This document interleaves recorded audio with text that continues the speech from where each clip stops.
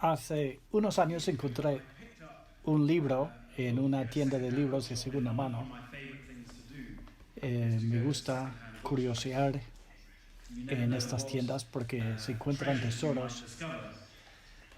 Era estudiante entonces encontré este libro que todavía tengo, que no tengo ningún deseo de leerlo, pero no consigo tirarlo a la basura tampoco. No sé exactamente por qué, pero no puedo, no consigo tirarlo. Creo que me lo he guardado por el título. El título es El Dios que quiero. Salió en 1967. La primera edición no creo que fuera bestseller. No lo he visto en ningún otro lugar. Son varios ensayos. Y hay dos novelistas que aportan capítulos. Uno fue Anthony Burgess, que escribió Clockwork Naranja Mecánica. Entonces, el título implica El Dios que quiero. Está lleno de especulaciones, es ficción. No pretende dar la verdad, pero revela mucho sobre los autores. Pero no tiene ningún valor teológico. Pero es un recuerdo para mí. Me recuerda hacerme la pregunta que si el Dios que predico es el Dios que quiero o el Dios que realmente existe. ¿Es el Dios que quiero yo o el Dios que realmente existe? Es la pregunta que Jeremías tomaría como importante, Jeremías 23. Quiero abarcar todo el capítulo,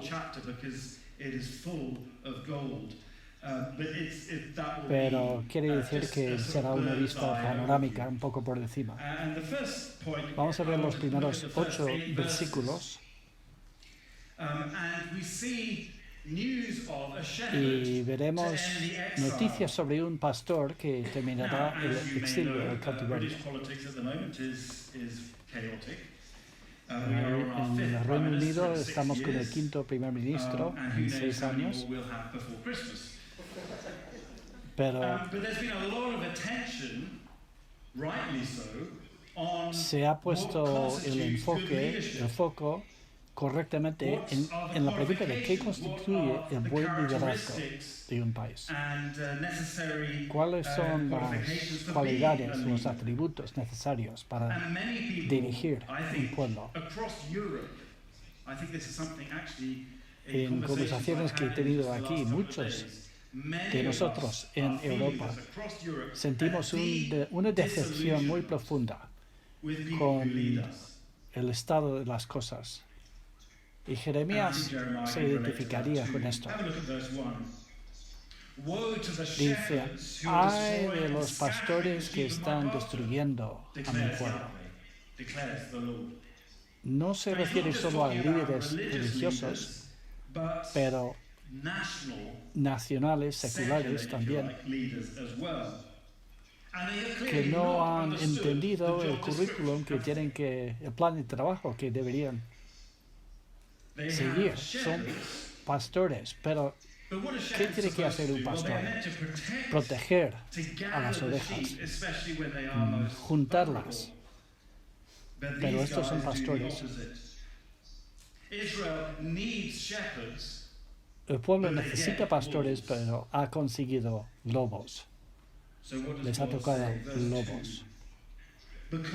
Jeremías dice, estos pastores han dispersado mi rebaño, los han ahuyentado, no han cuidado.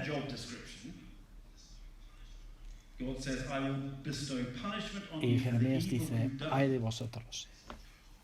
Ese juicio Es una buena noticia. Es bueno que Dios diga esto. Necesario para el bienestar del pueblo. Y gracias a Dios, es un juicio que tiene que ocurrir, porque quiere decir que no se salen con la suya. El problema es que Dios lo ha permitido tanto tiempo, pero la buena noticia no termina. Y yo mismo recogeré al remanente de mi pueblo y los traeré otra vez a su pueblo para que den fruto y aumenten en número.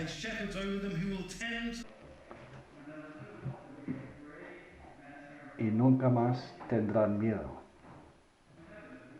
Es un cuadro bonito, tierno, de lo que hace un...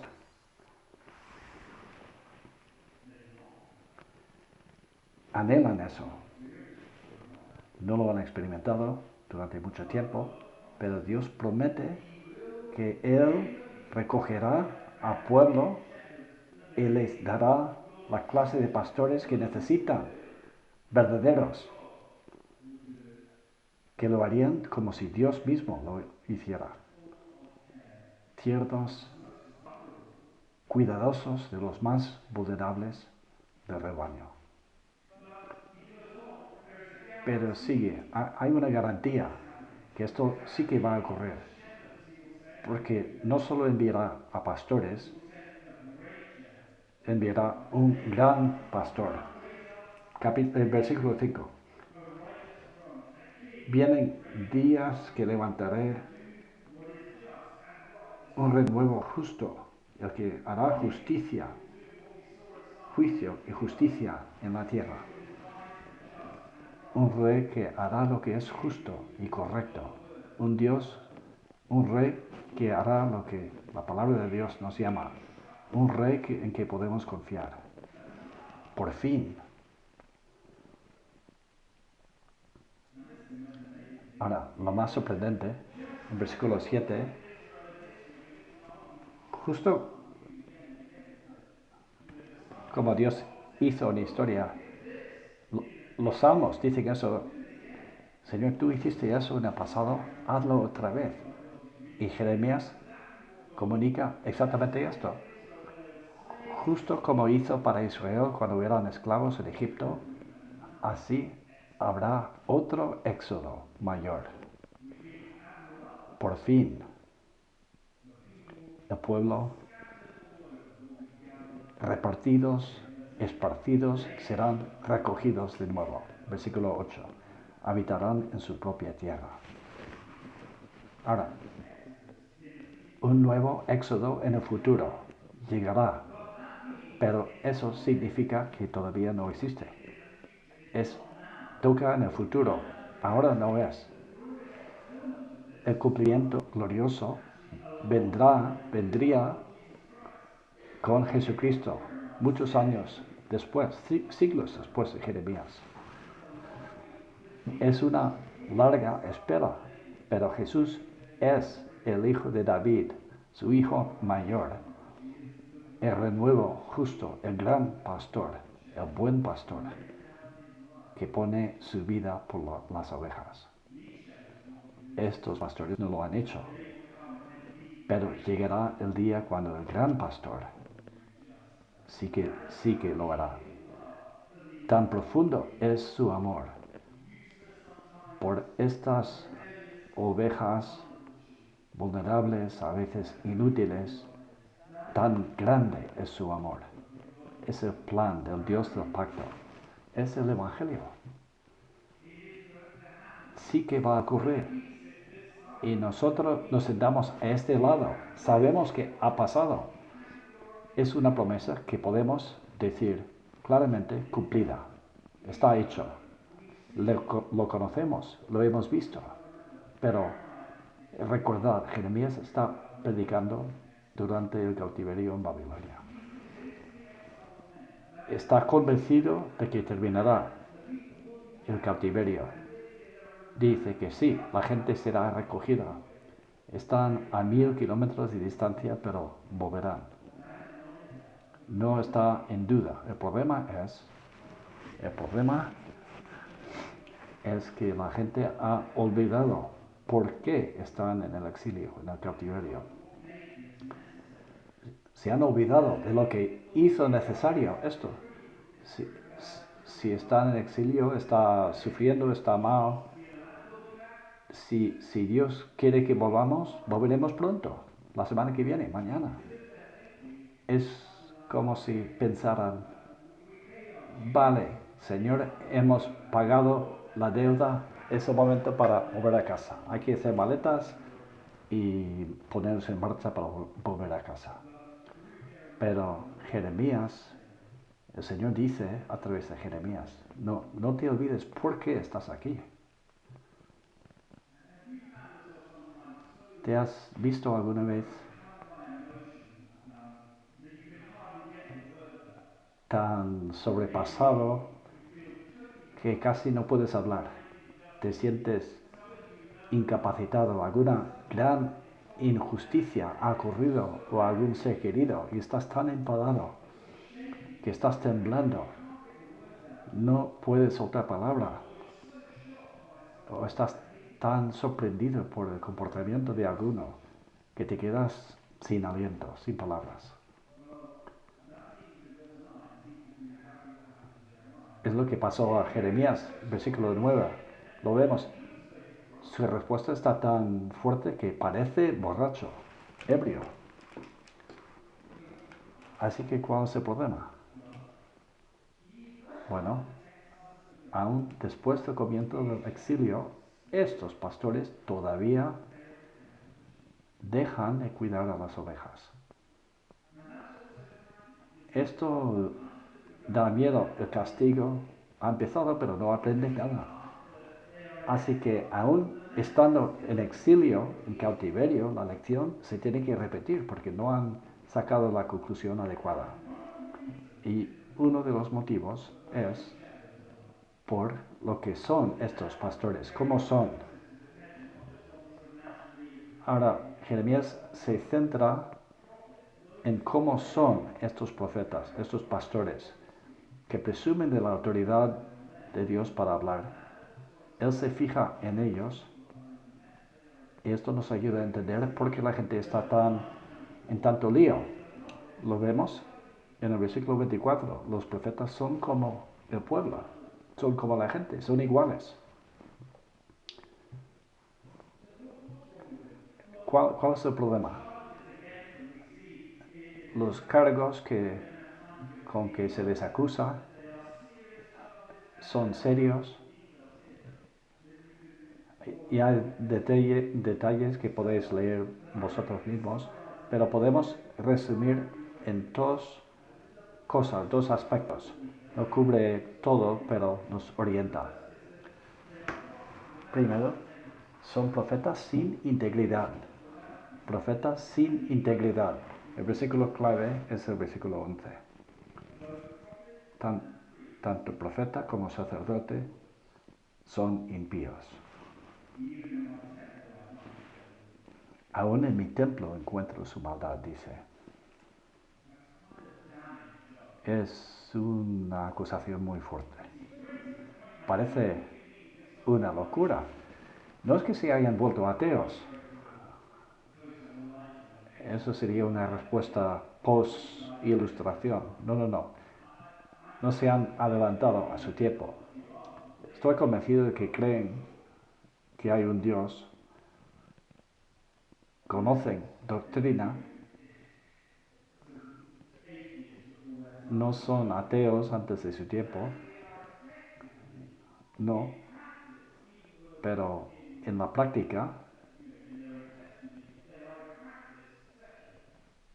práctica son seculares, secularizados. Es como si vivieran como si el Dios de Abraham, Isaac y Jacob no estuviera presente. Porque su tarea como profetas y sacerdotes es hacer el negocio de Dios, pero están viviendo como si Él no estuviera allí. o aunque dicen que está ahí, viven como si fuera ciego, sordo o que no les importaba.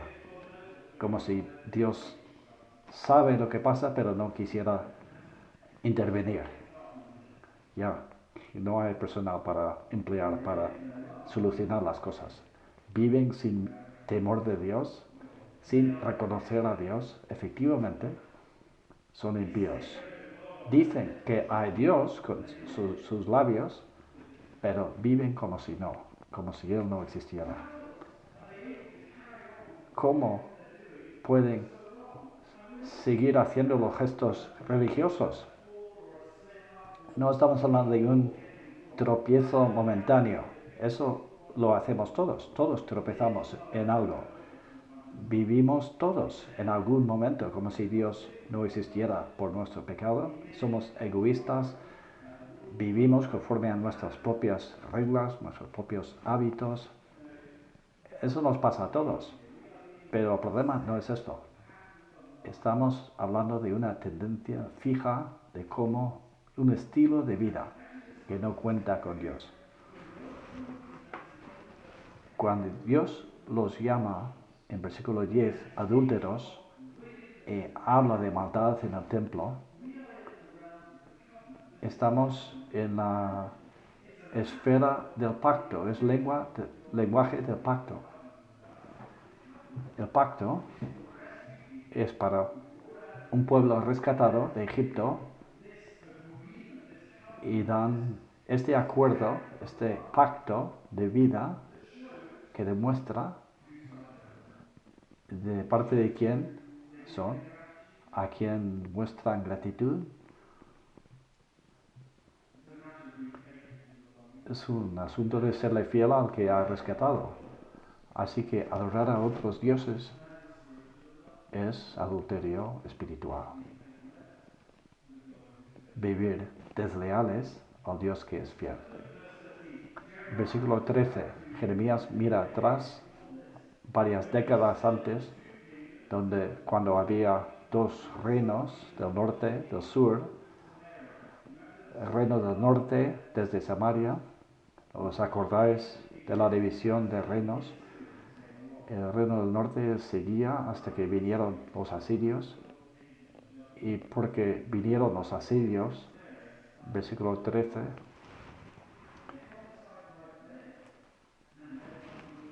profetizaron por Baal, los profetas del norte, en Samaria. El aspecto repugnante es adorar a Baal, darle mérito al que no lo merece. La nación de Israel existe enteramente por el Dios del pacto. Yahvé, el Dios de Abraham, Isaac y Jacob. Israel no existiría sin él. Así que es peor que un insulto alabar y servir a otros dioses.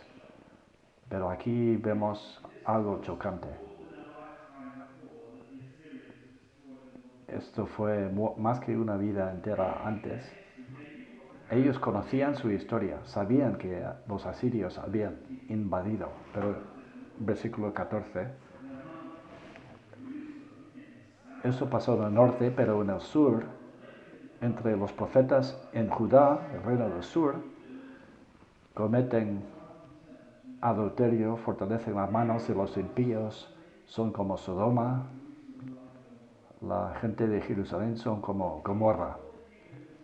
Si el reino del norte fue castigado por esto, porque los del sur piensan que pueden librarse, no tienen evidencia que Dios sí que interviene, sí que actúa, sí que castiga el pecado, pero parece que su adulterio no se limita a deslealtad espiritual, era sexual también. Y por esto no tienen motivos para desafiar las vidas ordinarias de personas normales. Si los líderes explotan, mienten, ¿qué excusa tiene la gente normal y corriente? Y tantas veces es así, a menudo. el adulterio espiritual va acompañado con deslealtad relacional y adulterio de verdad. No nos sorprende que Jerusalén ahora se haya vuelto como Sodoma y Gomorra, y no es un paralelo halagüeño, vamos. No augura bien para Jerusalén, y están escribiendo en el tiempo del exilio. No era un buen presagio. El templo será destruido. El pacto siempre decía esto, que esto iba a pasar. ¿Por qué se sorprende? El pacto decía esto siempre. Versículo 10. La tierra está llena de adúlteros. Por la maldición, la tierra está seca. Todo ha marchitado. Versículo 15. Haré que coman ajenjo y beban agua contaminada, porque el lenguaje del castigo es muy específico, muy concreto. Este lenguaje viene de agricultura, la tierra. Porque ese es el lenguaje del pacto. El pacto tiene que ver con el pueblo de Dios. Han sido rescatados viviendo en la tierra que Dios ha provisto, viviendo como Él dice que hay que vivir. Si son fieles a Dios, la tierra será bendita, fluyendo leche y miel. Pero si son desleales, la tierra quedará bajo maldición, trayendo hambruna y sequía. Los últimos capítulos de Deuteronomio aclaran esto. Queda muy claro. ¿Por qué se sorprende? Si perseveran en esto, la tierra no solo fallará, sino serán expulsados de la tierra. En un texto dice, os vomitaré de la tierra. Acabaréis en exilio. Aquí estamos en exilio. ¿Por qué te sorprendes? ¿No te das cuenta? Esto es lo que se había dicho. Pero otra vez estamos, la causa de la maldición no han desaparecido. El pueblo no se ha arrepentido. Las razones del exilio todavía existen, aún después del comienzo del cautiverio. ¿Cuánto tiempo van a tardar en aprender la lección? Son profetas sin integridad, pero también, segundo lugar, son profetas sin inspiración. 16 a 24. A ver si con vuestra experiencia en el ministerio, aquí en esta sala tenemos cientos de años de experiencia pastoral. Si hiciéramos una pequeña encuesta para ver cuáles son los motivos más importantes para que la gente abandone su fe, habría muchas cosas, distintas propuestas que dirían unos y otros. Tal vez conozco a alguien que ha pasado tal vez más en tu iglesia que en mi iglesia, pero hay distintas opciones que compartiríamos y todos diríamos que es así. Tal vez por el sufrimiento. Alex, hablando como europeos y latinoamericanos responden al sufrimiento. En un contexto secular escéptico, el sufrimiento a veces nos aleja de Dios. No siempre, pero muchas veces es así. Tal vez para otros han estudiado, han hecho carrera, han estudiado muchas cosas y encuentran difícil la Biblia, luchan con porciones de la Biblia, les parece extraño, a veces parece poco ético. encuentro a personas que están luchando con esto más y más, porque no es por lo que han sufrido, sino porque encuentran contradicciones y problemas morales en la Biblia. Tal vez para algunos han sufrido golpes de otros cristianos. Esto lo veo mucho. Esto es real, todo esto, pero hay algo más peligroso y más común y más real que todas estas cosas. A primera vista no parece tan serio, pero lo es. Es expectativas falsas. Expectativas falsas. Es su mayor problema. Cuando era pequeño me mareaba cuando viajaba en coche. Y por eso me asustaba. Cualquier viaje en coche. En 10 minutos me mareaba. Y yo era ese niño de pesadilla.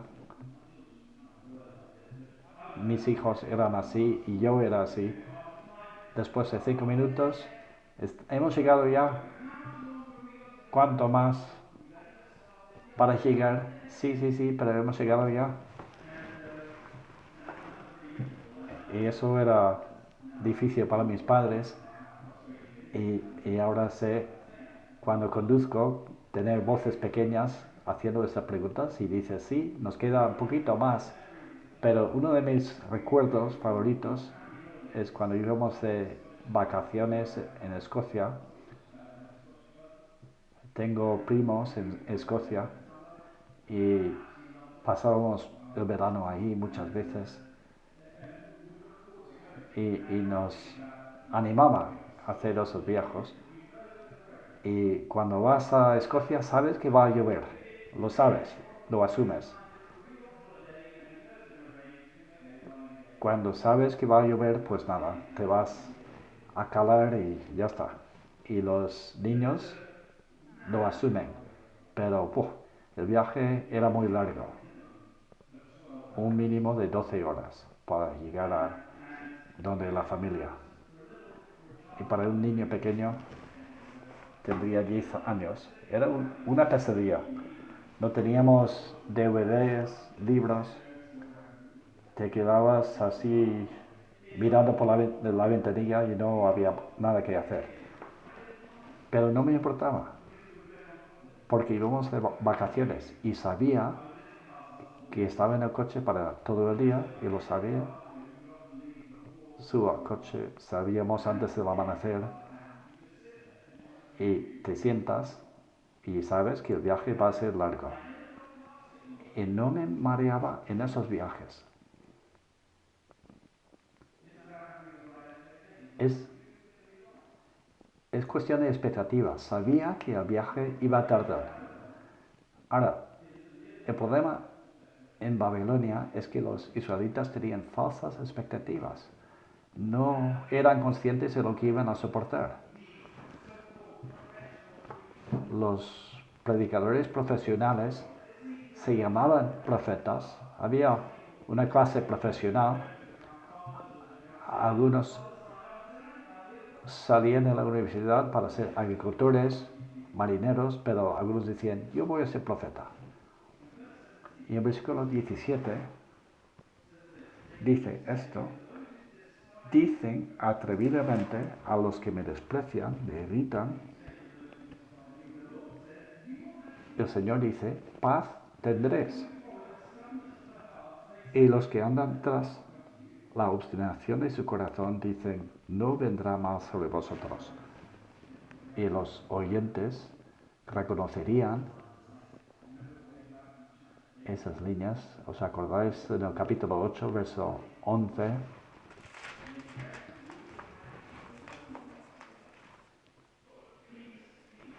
Decían paz, paz, y no hay paz. Jeremías 8, 11. Paz, paz, donde no hay paz. Curan la herida de mi pueblo con liviandad. Sí lo ha prometido, pero todavía no. Esa paz. Todo tiene que ver con la expectativa.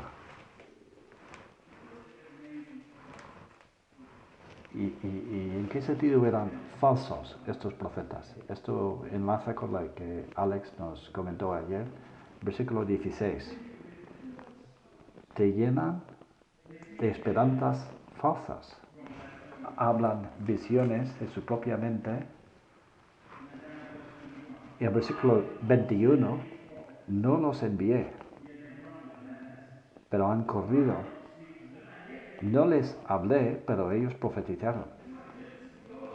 Dios está sentado en su trono diciendo, ¿de dónde habéis sacado este mensaje? Se lo sacan de la manga, lo inventan, el mensaje, su mensaje. No tienen la presencia de Dios y no les importa. Y esto provoca que la gente deje la fe. Pero, ¿sabéis lo peor de los predicadores de falsas expectativas? Cuando no se cumplen estas promesas, las expectativas, cuando se demuestran falsas, lo peor es quién se lleva la culpa. Culpan a Dios. No, esto no lo vemos una y otra vez. Culpan a Dios por no haber cumplido. Que no ha cumplido su promesa. Pero lo que tenían que haber hecho era culpar a estos profetas falsos por haber hecho promesas falsas. Pero culpan a Dios en vez de culpar al profeta. Esto lo he visto muchas veces en los que luchan por lo que creen, con lo que creen. Las expectativas falsas eran porque personas en nombre de Dios les ha prometido cosas que Dios no ha prometido. Dios da cosas buenas, pero no da todas las cosas buenas iguales todo el tiempo a todo el mundo. Y concretamente aquí, este cautiverio no va a terminar. Eso lo veremos mañana en el capítulo 29. Hay una espera. Y Dios no ha terminado con el exilio porque la gente no ha terminado con su pecado.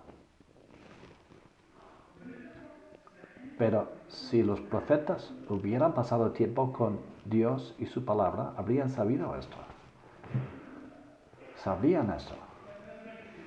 Versículo 22. Es un verso tremendo. Si ellos hubieran estado en mi secreto. Imagínate,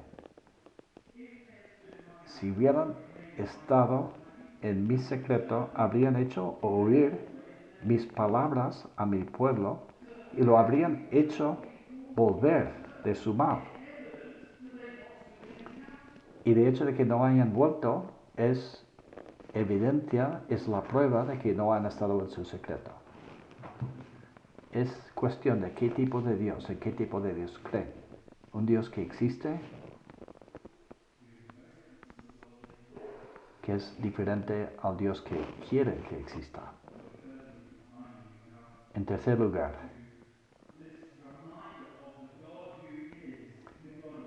este recuerdo, el Dios de la realidad, no el Dios de sueños. ¿Pensaban que Dios no se daría cuenta? Tal vez, piensen, lo vemos en versos 23 y 24, que pueden esconderse. Tal vez pensaban así. Pero Dios dice, ¿no lleno yo cielo y tierra? ¿Realmente pensáis que hay algún rincón, algún armario, en algún sitio donde te puedas esconder? Es un chiste, es absurdo. ¿Cómo se puede pensar eso? Pero a veces la gente piensa las cosas más faltas de lógica. No, Dios sabe exactamente lo que está pasando. Mirad el versículo 27. Lo piensan que los sueños que cuentan a la gente hará que olvide mi nombre? No. Que el profeta que tenga sueño, cuente el sueño. Pero el profeta que tenga mis palabras, cuente mis palabras. ¿Qué tiene que ver trigo con la paja?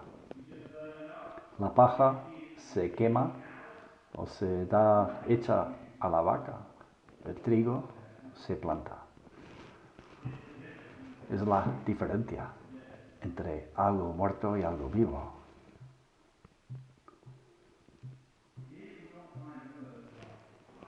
No es mi palabra como fuego y como martillo que quebranta la piedra.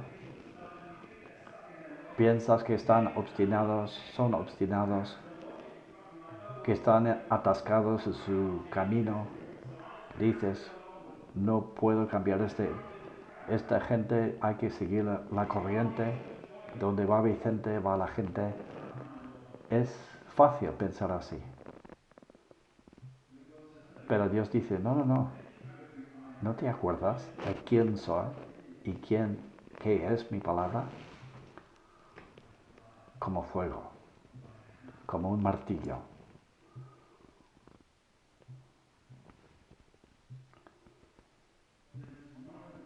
Hay una frase aquí, en el párrafo final, que Jeremías repite varias veces.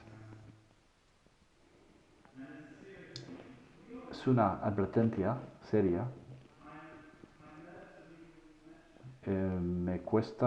Me tiemblan las piernas siquiera decirlo. A ver, ¿cuál es la frase? En el versículo 36.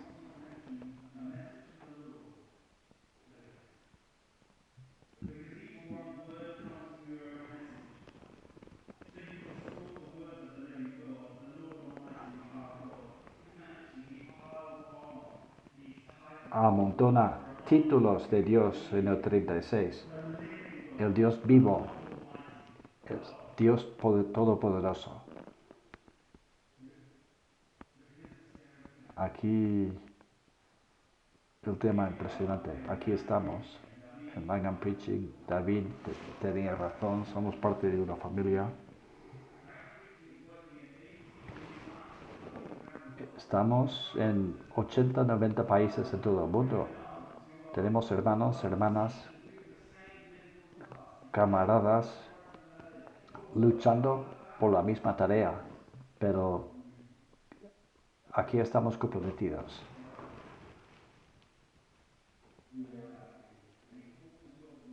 Ser fieles a la palabra pertinente al auditorio, hablando claramente al contexto en que nos movemos. ¿Y por qué lo hacemos?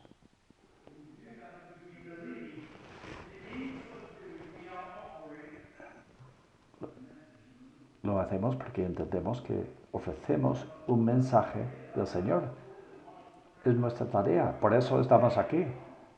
Por eso nos hemos juntado en este fin de semana. Estamos aquí porque creemos que tenemos un mensaje de Dios, pero nos damos cuenta de lo que estamos afirmando.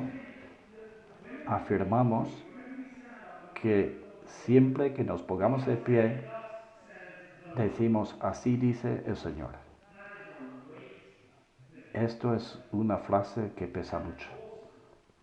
Es algo terrible, algo tremendo que decir.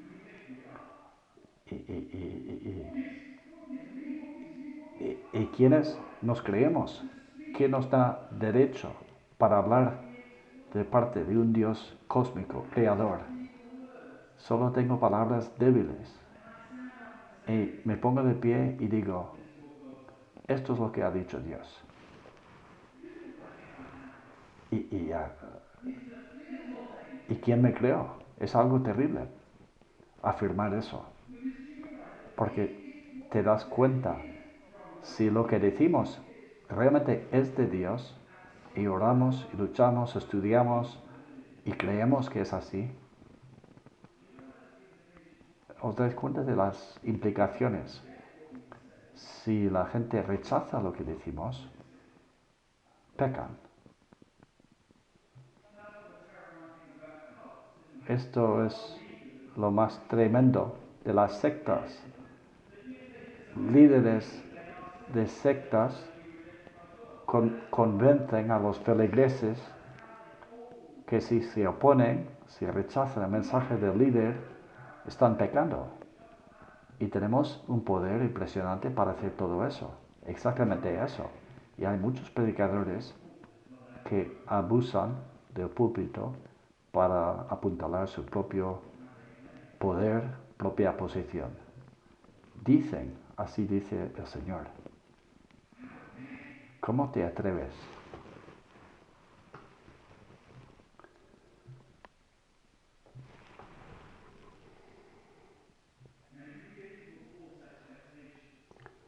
Si damos a la gente falsas expectativas, culparán a Dios y no a nosotros.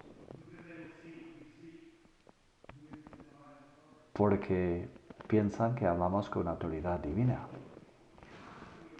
¿Cómo podemos asumir esta tarea con tranquilidad, como si fuera normal de todos los días? Es la vida cotidiana, como ir de compras o comprar pasta de dientes o leer la prensa, otra cosa diaria que hacemos.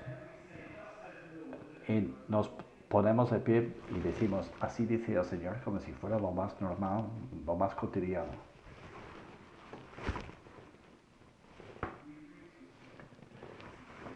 Predicamos a un mundo escéptico. Estamos considerando esto juntos y estoy seguro de que una causa, un motivo fundamental para ese escepticismo son predicadores que son malos pastores, que no han recogido y cuidado a las ovejas. Un motivo fundamental del escepticismo es mala religión. No hemos demostrado un amor en forma de cruz. Cuando decimos, así dice el Señor, la gente mira nuestra vida y dicen, así es Dios. Nos miran a nosotros y juzgan a Dios, cuando deben hacer lo opuesto, mirar a Dios y juzgarnos a nosotros. ¿No decía Jesús esto? Mateo 7, no todos los que me dicen, Señor, Señor, entrarán en el reino de los cielos, pero el que hace la voluntad del Padre que está en el cielo. Es decir, se refiere a una persona que predica de sus propios sueños. Muchos me dirán, ¿no profetizamos en tu nombre, echar fuera demonios y hacer muchos milagros? La idea que alguien pudiera hacer eso sin Jesús, pero es lo que está diciendo, estas cosas ocurren. Les diré, nunca os conocí, fuera de mi vista. Personas se creen sinceras, piensan que están haciendo la voluntad de Dios, pero como los profetas falsos de Jeremías, profetizan sueños y no la palabra. Y Jesús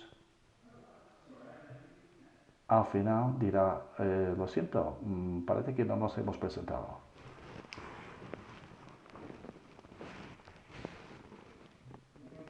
Así que hermanos y hermanas, es una palabra fuerte la que tenemos en este pasaje, este capítulo. No me he recreado metiéndome en este pasaje. ¿Cuál es la tarea que nos incumbe? Queridos hermanos y hermanas, predicar a Dios y su palabra, no el Dios que queremos, sino el Dios que existe. Y al final el Dios que se ha revelado en Jesucristo. Los que Me habéis visto a mí, ha visto al Padre. Ese es el mensaje del Señor. Él es verbo, la palabra de Dios. No es sorprendente que Dios nos use a nosotros, débiles, muchas veces rotos, pero nos usa por sus propias razones que tiene. Pero permanezcamos de rodillas. Nunca tratemos esto como una actividad cotidiana. Esto tiene peso, eso es tremendo. Esto es palabra de Dios. Amen.